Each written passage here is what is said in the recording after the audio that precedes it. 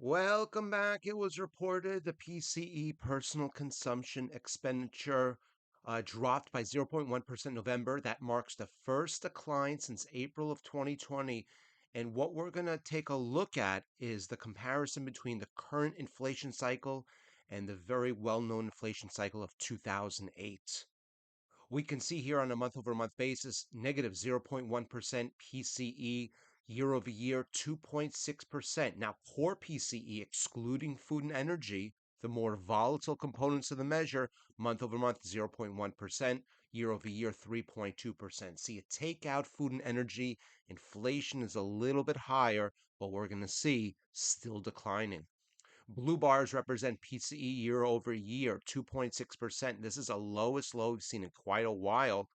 Core PCE, again, excluding food and energy, up 3.2%. Also, the lowest low we've seen in several years. Now take a look at on a month over month basis, negative 0.1% PCE, core PCE up only 0.1%. The Federal Reserve's campaign of high interest rates certainly has slowed down the rate of inflation.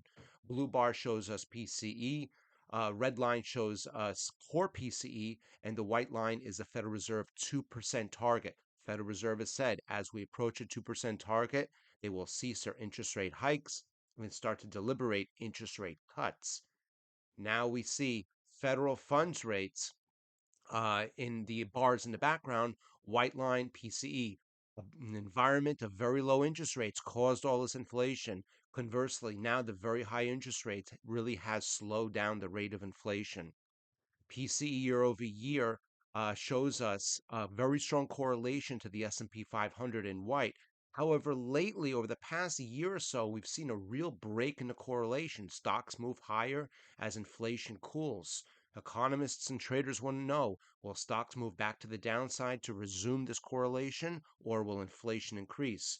But finally, the real question is, how do we compare to 2008? Left-hand side, this is a 2008, 2009 PCE hitting peaks of 4.1% and eventually coming down to a negative 1.5%. This certainly was a very deflationary period of time.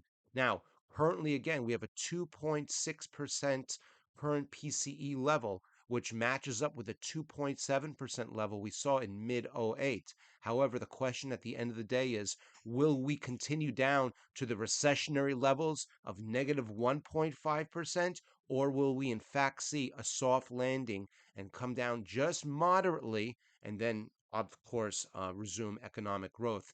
The real answer, we believe, may lie in the jobs numbers. So we're going to take a very close look at those under this light as well.